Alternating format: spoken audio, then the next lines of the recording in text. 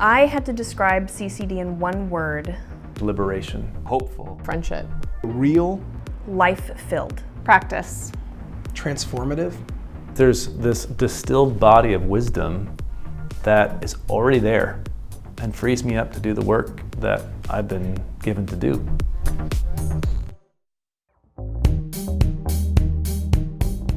The idea of it simply came out of this great desire and a great need for congregational development. Greg Rickel was elected and he wanted to begin right away. Where I was very, very fortunate is to have people in this diocese that already knew that in much deeper ways. Melissa Skelton really is the reason why we have what we have today. He came to me and invited me in a consulting capacity to create the training program. You just find the right people and they make your dreams come true. Good people, and she was that great person who knew how to put this together. The diocesan library has these kind of what people would think of as ancient OD resources, and they're not digitized, they're there. And so I just went in there, laid it all out, traced everything through it, and so you just can't imagine where all that was eked out.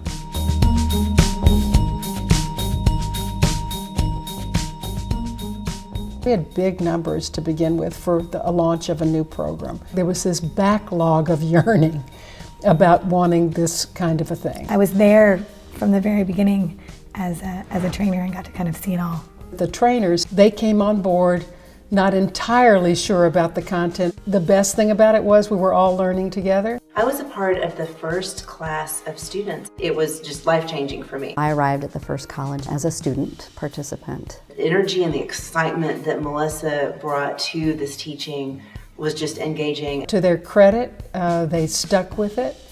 To the participants' credit, they liked the sense that we were all learning together. And to the bishop's credit, he stuck with it, as did I. So congregational development is organizational development with a spiritual text to it. The study of human systems and how they work. And there is no system more human than the church. Some of the values of organization development are democratization of the workplace, more focus on the human element in work. So some of these values really align, I believe, with our Christian values. I enjoyed so much the idea that we could have models from the business world, from organization development, and models and thoughts from the church and congregational development blend together. There is something about seeing the connectivity between the spiritual life and the practical aspects of congregational development. To see and hear leaders saying, this makes sense to me. They finally have language. Any diocese, any group of people geographically spread out like we are needs a common language. Of course, for that it's Jesus Christ. But then also, what are the things we can build around that as we go about the work of spreading the news of Jesus Christ? There's a deep culture of connection. There's a strong sense of community around this. Clergy, laity, large church, small church, urban, rural. Collaborative work, teamwork. You thought through deeply the direction God might be calling you, but you had tools. Giving people the tools to do what they do and to know what they should know about their context so that they can change it. First few years, I was having to push this idea on people and say, you need to send a team. In our diocese, we have requirements. Sometimes congregations feel a little put upon, and almost always they're the biggest evangelists of the program. Now they tell me, this was a project that came out of the college, we did this, here's how it worked. We use the life cycle model to figure out and really analyze where we thought we were. We created a vision and a mission statement for St. Michael's. We've used the sources of transformation around stewardship. Our vestry has ended up developing a vision statement. One of our smallest congregations gave an example of how they use Gather, Transform, and Send. And this participant from this very large diocese got so excited and used this example as a way of reconfiguring their diocesan budget. There was a congregation transformed by the energy of the school and the things they were learning. So that congregation has decided to start something called the Center for Spiritual Renewal. We've been using the faith development and community model to think about, are there ways that we can meet people where they're at in their relationship with St. Matthew's and invite them to go deeper. Often I'll walk in and say, this is such a great thing you're doing here. And the next thing someone will say is, it was a project out of the college. It was clear that we no longer had to push people here to be in it, but we had people wanting to be in it. It's the thing they didn't know they were looking for.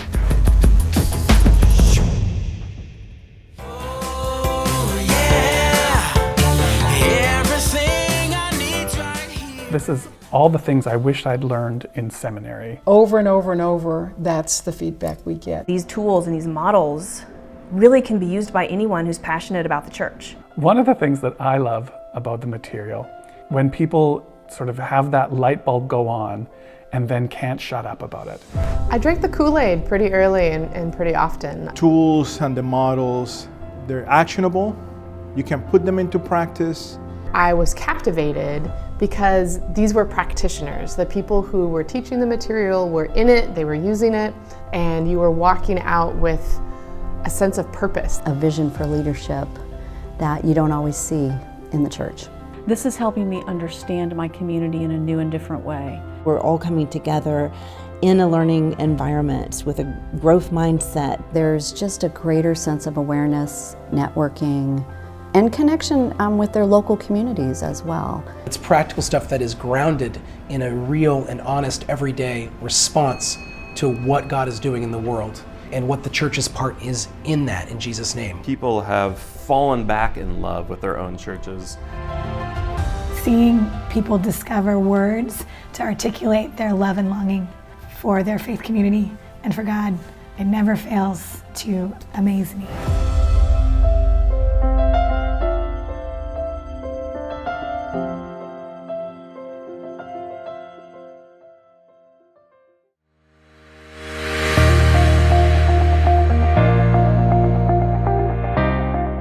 This stuff is applicable everywhere. A lay woman actually came up to me and said, I want to thank you.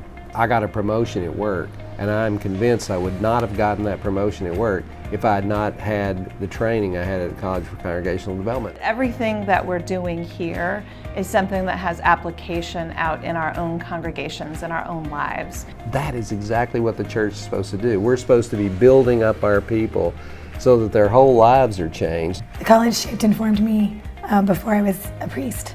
One of the things I value most about the college is how much you learn about yourself as a leader, how much you learn about yourself as a facilitator, as a guide, as a teacher. When people make that turn with the material and begin to realize, I'm learning about myself as a person, I'm learning about myself as a follower of Jesus. The leaders who've come through CCD have greater self-awareness. There's an amazing amount of internal work that happens. Learn about myself and how I function, about my personality preferences. It's a journey of self-discovery. We're constantly working around ourselves as instruments of change. We deeply believe that the practitioner of positive change is you. We can't make our churches change and we can't make leaders change, but we can equip you to be the practitioner of your own development.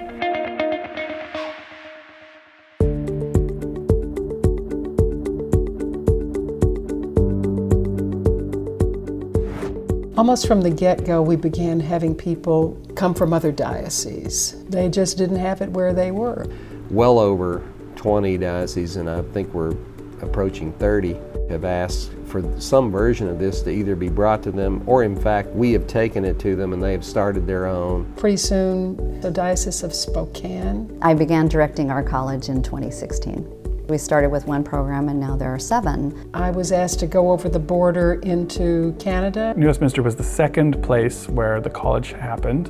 And from New Westminster, the Diocese of Ottawa just launched last year. Next, one of our trainers, Andrea McMillan, was hired to be canon to the ordinary in the Diocese of Northern California. And so she took the program with her. We have just finished our 4th year partnering with the Diocese of California. We have had participants from several different dioceses as well. And we launched in the Diocese of Chicago. My predecessor came to Olympia and said, this thing is incredible, we have to do the college in Chicago. We started in 2016. And the Diocese of Rochester. We launched in the summer of 2017. Heard about the college, was interested in coming, and just realized immediately that this was what we needed to launch in Rochester. In the Diocese of Indianapolis. We will be launching our College for Congregational Development July 12th through 18th in 2020. And we're looking ahead to quite a few more launches in the next couple of years. It's a culture shift for a diocese to take this on, and it brings so many gifts.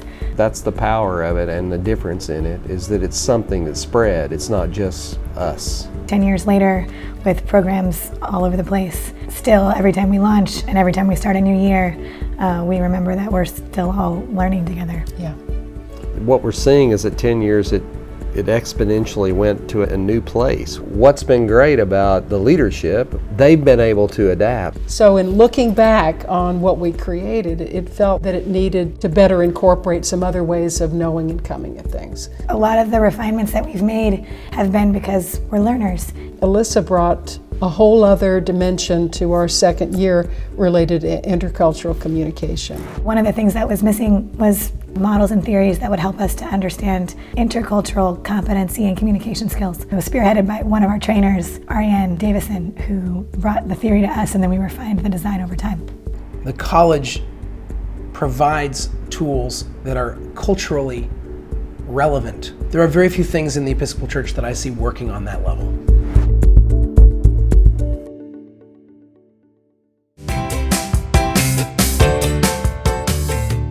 The one thing that we were very adamant about from the beginning was that we wanted to give this away to the church. It is beautiful to see this gift being taken and used, and our hope is that it'll outlast us all. It's just part of our DNA now. It's hard work, and it's important work. It's work worth doing together. It's an exciting time to think about what's possible. I'm really hoping that this curriculum continues to get into the water. I want our learning community to grow. I hope that this way of interacting with congregations keeps shaping me in my practice as a priest and in my practice as a Christian. The phrase, hold fast to what is good. Keep doing this crazy thing we do with Newsprint. I hope we can keep sharing it. I mean, I can't wait to see what it is 10 years from now. There's nothing that replaces the courage of a bishop to stake out a space and say, please go create something new. One of the major powers of a diocese is the power to convene. And when people will respond to the convening, we've taken a huge step.